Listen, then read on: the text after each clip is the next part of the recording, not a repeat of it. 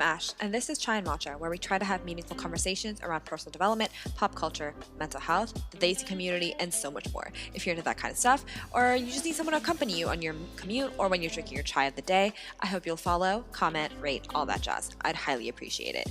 So today's topic is going to be a little bit deeper than my previous two, which is talking about gender roles and gender stereotypes and sort of all of that. So the reason why I sort of chose this was I was reading a book called Beyond the Gender Binary by Alok Vaid-Menon. He talks about his experience as a South Asian non-binary person, or like a non-binary person of color in today's day and age, and just what that means and sort of like the challenges and experiences that he's had to deal with in his life, especially on social media, especially all of that, you know, the harsh criticism and judgment that you get even from your own community, let alone the rest of the world. So I really thought his book was phenomenal, especially I highly recommend if you want to get a better understanding of what that means, because I think as a cisgender woman of color, I kind of have a hard time sort of wrapping my head around what it means to be non-binary, and I want to be a better ally to those that are. So I just wanted to sort of, you know, like read more and understand, because it is definitely something that I think a lot of people don't talk about, especially in traditional media or, you know, like in schools and stuff. So I wanted to just get a better understanding. So yeah, talking about gender roles, I think it's really, really stupid that those exist, and I feel like I listen more and hear and think about more of the idea of what gender roles are, and it's really, really dumb. We basically center our entire identities and the things that we do in society, our roles in society, based on what genitalia we have, essentially. And that's really kind of messed up. And like, obviously there's more to a female body, a quote unquote, a female body or a male body than just, you know, your genitalia. Like there's hormones and all that stuff. But like at the end of the day, it is essentially just that, you know, and especially the idea of, you know, the men being a little more uptight, or not uptight, but more so, I guess, you know, a little less emotional and all that stuff. I have a really hard bone to pick with that. I think, you know, for example, like when you look at babies, when you look at boy babies and girl babies, they both cry in equal amount. You know, it's not like boys cry less or females cry less. It's not that at all.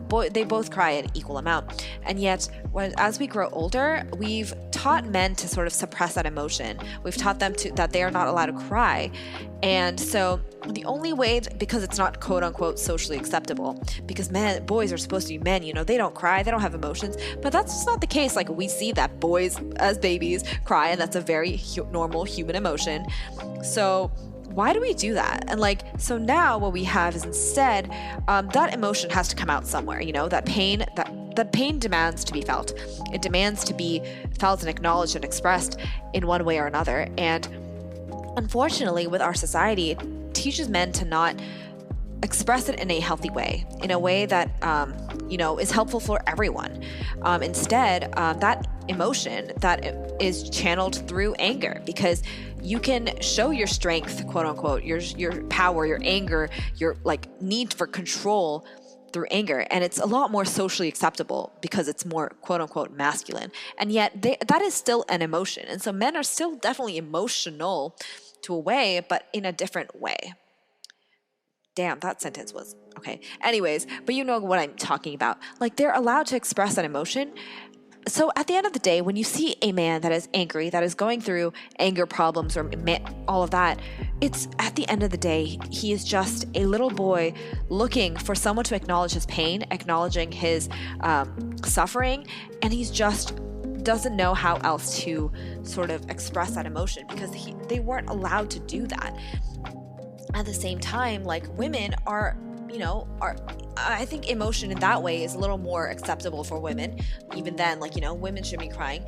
I think at the end of the day, what we need to do is sort of stop forcing people to suppress their emotions. Instead of that, it's better for us to learn to cope with these emotions that are going to come up in our lives one way or another through every every stage. We all have our problems. Life is just like a bunch of ups and downs. I love to think of life as just waves. Some are going to be bigger, some are going to be smaller, so always ups and always downs, but hopefully the trajectory of your wave is going up.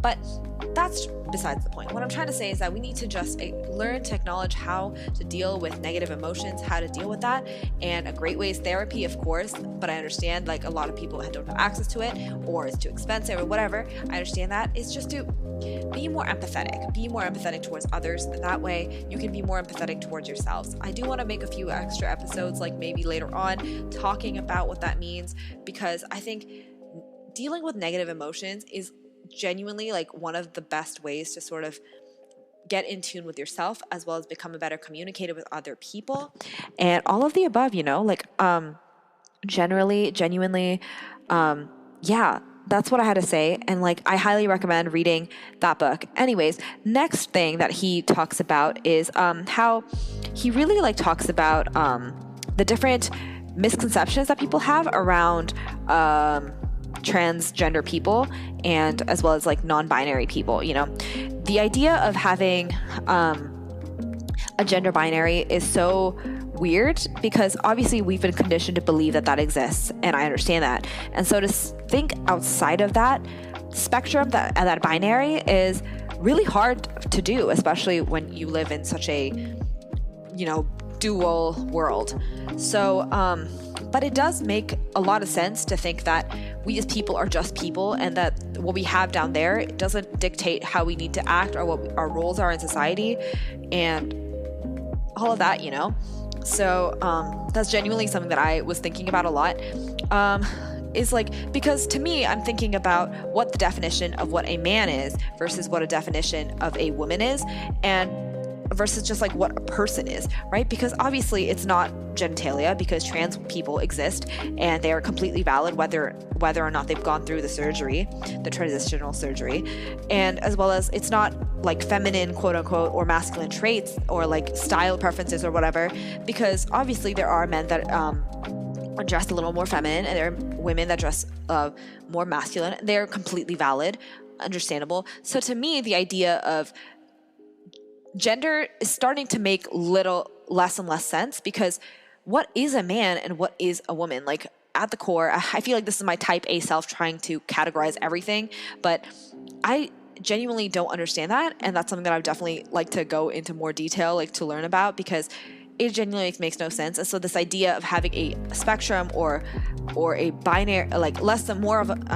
going beyond that gender binary, is something that definitely is very interesting to learn about, because it is something that we really have to unlearn with our society being so heavily focused on the gender binary. Like, think, sex reveals, gender reveals, think all of that. Like, first of all, yeah, that thing, why is it called a gender reveal? Like, gender is more social. So if you just called it a sex reveal, that would make way more sense, because that's more like biological. So that makes sense. Anyways, a little bone to pick with that. Anyways, it's very difficult to sort of have that, because I know that a lot of people deal with gender and have very ingrained sense of what that is, and to unlearn all of that is really difficult. But it also makes, as someone who is a very type A person, it's really hard to live in a world where we can't categorize people as male or female, I feel like, which is quote the most, I guess, basic form of division in a society. It's really hard to unlearn all of that, because it is such an integral part of our society, in our communities, and the roles that we put on each other. But all of that is really, really stupid when you think about it, because nothing is changing between us besides just what we have down there or what our hormones are. But that doesn't dictate our personalities, what we want out of life, and all of that stuff. So I'm definitely thinking a lot about what gender and all of that means in our today's world.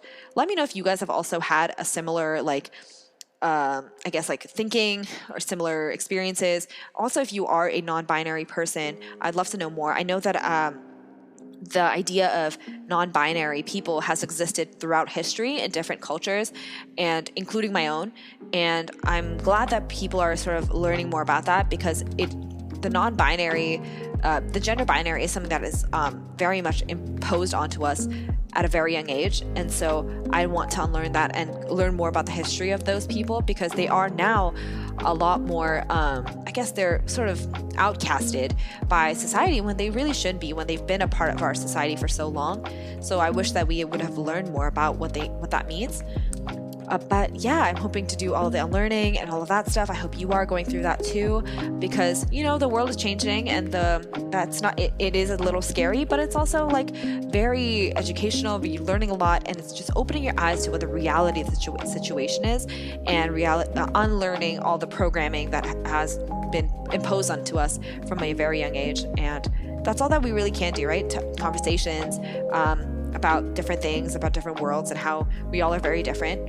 So yeah, I hope you guys enjoy your day. I hope you have an amazing day. Thank you so much for listening. Please make sure to subscribe, follow, comment, all of that jazz.